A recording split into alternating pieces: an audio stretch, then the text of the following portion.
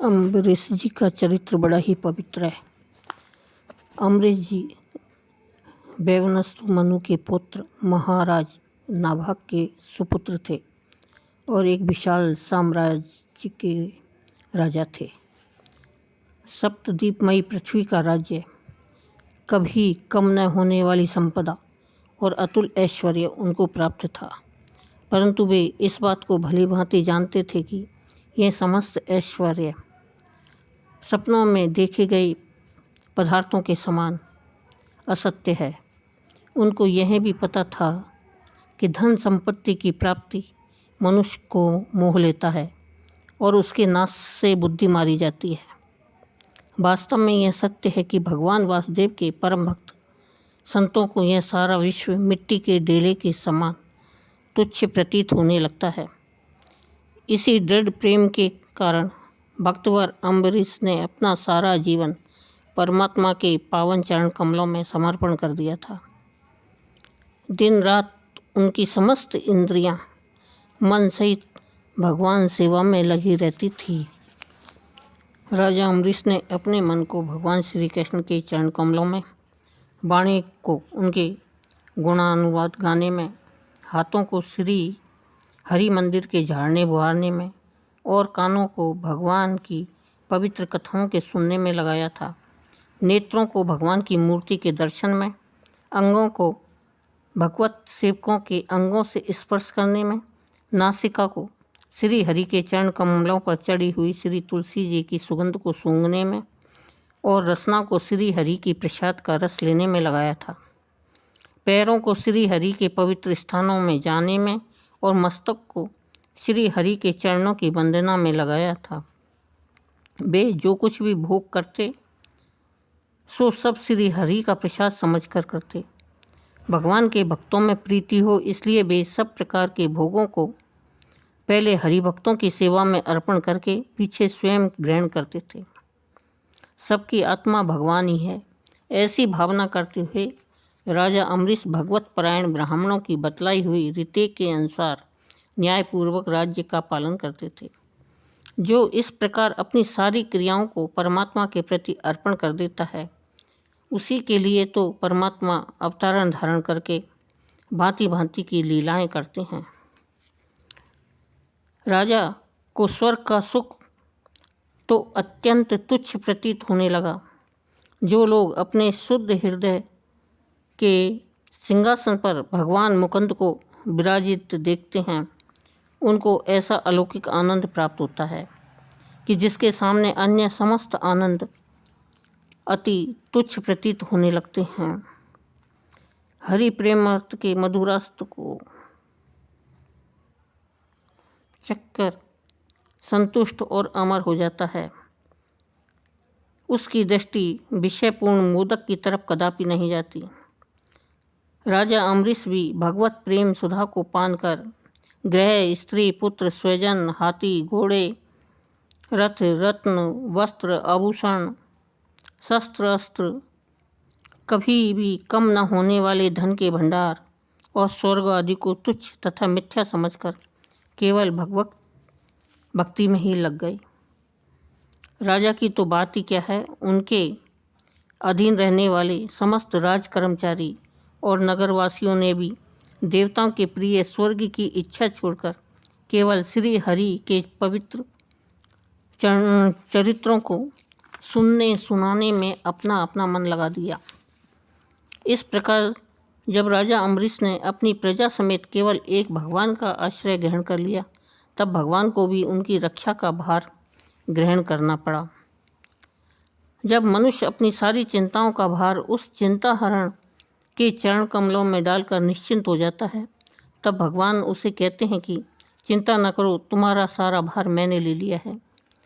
बड़ी साधना के बाद ऐसी अवस्था आती है। सब प्रकार की रक्षा के लिए भगवान ने सुदर्शन को राजा के दरवाजे पर नियुक्त कर दिया। सुदर्शन प्रभु की अनुमति पाकर राजद्वार पर पहरा देने लगा। महाराज अम्बरीश की पतिव्रता रानी भी पति की भांति भगवान की संपूर्ण अनुरागिणी थी। एक समय राजा ने रानी समेत श्री कृष्ण की प्रीति के लिए 1 वर्ष की एकादशियों के व्रत का नियम किया। वर्ष समाप्त होने पर विधिवत भगवान की पूजा की गई। बहुत बड़ी संख्या में वस्त्र आभूषणों से सजी हुई गोएं दान दी गई और आदर सहित ब्राह्मणों को भोजन कराया गया। यह सब करने के बाद में राजा पारण करना ही चाहते थे कि ऋषि दुर्वासा अपने शिष्यों सहित पधारे। अतिथि सत्कार का महत्व जानने वाले राजा ने सब प्रकार से दुर्वासा जी का सत्कार करके उनसे भोजन करने की प्रार्थना की। ऋषि ने भोजन करने के लिए स्वीकार कर लिया और वे मध्याह्न का नित्यक्रम करने के लिए यमुना जी के तट पर चले गए। द्वादशी केवल एक ही घड़ी बाकी थी। द्वादशी में पारण न होने से व्रत भंग हो जाता है। राजा धर्म संकट में पड़ गए और ब्राह्मणों से व्यवस्था लेकर हरिभक्त राजा ने श्री हरि का चरणोदक लेकर पारण कर लिया। भोजन करने और कराने के लिए दुर्वासा जी की बाट देखने लगे। दुर्वासा जी अपनी नित्य क्रिया से निवृत्त होकर राज मंदिर में लौटे और अपने तपोबल से राजा के पारण कर लेने की बात को जानकर अत्यंत क्रोध से भौहें चढ़ाकर अपराधी की तरह हाथ जोड़कर खड़े राजा के से कहने लगे, इस धनमद से अधम राजा की धृष्टता और धर्म के निरादर को तो देखो। अब यह विष्णु का भक्त नहीं है, यह तो अपने को ईश्वर मानता है। मुझ अतिथि को निमंत्रण देकर इसने मुझे भोजन कराए बिना ही स्वयं भोजन कर लिया। इसे अभी इसका फल चखाता हूँ। ऐसा कहकर दुर्वासा जी ने मस्तक से जटा उखाड़कर जोर से उसे पृथ्वी पर पटकी, जिससे तत्काली काल अग्नि के समान कृत्या नामक एक भयानक राक्षसी प्रकट हो गई और वह अपने चरणों की चोट से पृथ्वी को कपाती हुई तलवार हाथ में लिए राजा की ओर झपटी। परंतु राजा निर्भय मन से ज्यों के त्यों खड़े रहे। वे न पीछे हटे, उन्हें किसी प्रकार का भय नहीं हुआ। परंतु भगवान ने सुदर्शन चक्र को पहले से ही अपने सेवक की रक्षा के लिए नियुक्त कर रखा था। उस सुदर्शन चक्र ने कृत्या को उसी क्षण ऐसे भस्म कर दिया जैसे प्रचंड दावानल कुपित हो सर्प को भस्म कर डालता है। सुदर्शन इसी से शांत नहीं हुआ। वह उस भक्त द्रोही ऋषि दुर्वासा जी की खबर लेने के लिए उनके पीछे चला। दुर्वासा जी के लेने के देने पड़ गए। दुर्वासा बड़े घबराए और प्राण लेकर भागे। चक्र पीछे पीछे चला। दुर्वासा 10 दिशाओं में और 14 भुवनों में भटके। पाताल, पृथ्वी, समुद्र, आकाश में गए। ब्रह्मा, शिव सबके समीप गए, परंतु कहीं भी उन्हें ठहरने के लिए जगह नहीं मिली। किसी ने भी उन्हें आश्रय और आवेदन नहीं दिया। वे दौड़ते दौड़ते हैरान हो गए। मुनि को अत्यंत दुखी जानकर भगवान शिवजी ने उन्हें बैकुंठ में श्री विष्णु भगवान के पास जाने का परामर्श दिया। बेचारे बैकुंठ में गए और भगवान श्री विष्णु के चरणों में पड़कर गिड़गिड़ाते हुए बोले, हे प्रभु, मैंने आपके प्रभाव को नहीं जानकर आपके भक्त का अपमान किया है। मुझे इस अपराध से छुड़ाइए। आपके नाम संकीर्तन मात्र से ही नरक के जीव भी नरक के कष्टों से छूट जाते हैं। अतः मेरा अपराध क्षमा कीजिए। हे ब्राह्मण, मैं भक्त के अधीन हूँ, स्वतंत्र नहीं हूँ। मुझे भक्तजन बड़े प्रिय हैं। मेरे हृदय पर उनका पूर्ण अधिकार है। जिन्होंने मुझको ही अपनी परम गति माना है, उन अपने परम भक्त साधुओं के सामने मैं अपनी आत्मा और संपूर्ण शरीर को भी कुछ नहीं समझता। भगवान ने फिर कहा, जो भक्त मेरे लिए स्त्री, पुत्र, घर, परिवार, धन, प्राण, इलोक और परलोक सबको त्याग कर केवल मेरा ही आश्रय लेते हैं, उन्हें मैं कैसे छोड़ सकता हूँ। मुझ में चित्त लगाने वाले सर्वत्र समदर्शी साधुजन भी अपनी शुद्ध भक्ति से मुझे अपने बस में कर लेते हैं। मेरी सेवा करने पर उन्हें जो 4 प्रकार की सालोक्य, सामीप्य, सारूप्य और सायुज्य मुक्ति मिलती है, उनको भी वे ग्रहण नहीं करते। मेरे प्रेम के सामने वे उनको भी तुच्छ समझते हैं। साधु मेरा हृदय है और मैं उन साधुओं का हृदय हूँ। वे मेरे सिवा किसी को नहीं जानते और मैं उनके सिवा और किसी को नहीं जानता। हे ब्राह्मण, तुम्हारा कल्याण हो।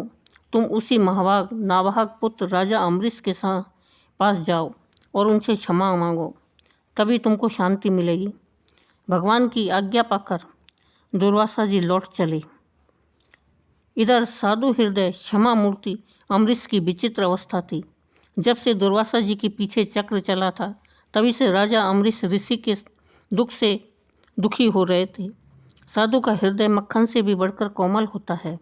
अम्बरीश ने मन में सोचा, ब्राह्मण भूखे गए हैं और मेरे ही कारण उन्हें मृत्यु भय से ग्रस्त होकर इतना दौड़ना पड़ रहा है। इस अवस्था में मुझे भोजन करने का क्या अधिकार है।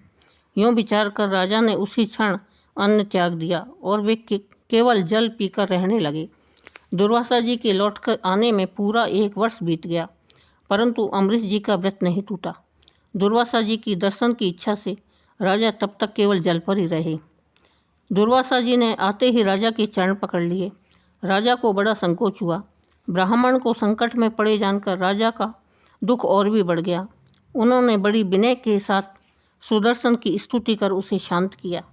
दुर्वासा जी भयानक मृत्यु भय से मुक्त हुए और उनके चेहरे पर हर्ष और कृतज्ञता के चिन्ह स्पष्ट रूप से प्रकट हो गए। दुर्वासा जी आशीर्वाद देते हुए बोले, आज मैंने भगवान के दासों का महत्व देखा है। मैंने तुम्हारा इतना अपराध किया तो भी तुमने मेरे कल्याण की ही चेष्टा की है। जिन लोगों ने भक्त वत्सल भगवान को अपने वश में कर लिया है उनके लिए कोई भी कार्य दुष्कर नहीं है। जिनके नाम श्रवण मात्र से मनुष्य पापों से छूट जाता है। हे राजन, तुम बड़े दयालु हो। तुमने मेरे प्रति बड़ी दया की है। मेरे अपराध की ओर कुछ भी न देखकर तुमने मेरे प्राण बचाए हैं। ऋषि के इन वाक्यों से अम्बरीश के मन में कोई अभिमान नहीं हुआ। अम्बरीश ने सच्ची बातें सुनकर भी यही सोचा कि यह तो भगवत कृपा का ही प्रसाद है। उसके बाद राजा ने बड़े आदर से दुर्वासा जी के चरण युगलों को छूकर उन्हें आदरपूर्वक भोजन कराया और उनके चले जाने के बाद ब्राह्मण भोजन कराकर बचे हुए पवित्र अन्न को प्रसाद के रूप में ग्रहण किया। इस प्रकार राजा अम्बरीश अपने समस्त कर्म परमात्मा वासुदेव को अर्पण करते हुए उनकी भक्ति में लगे रहे। उसके बाद उन्होंने राज्य का भार अपने पुत्रों को सौंपकर आत्मस्वरूप भगवान वासुदेव में मन लगाकर वन में गमन किया और अंत में गुणों से अतीत होकर वे परम कल्याण को प्राप्त हुए। बोलो भक्त और उनके भगवान की जय।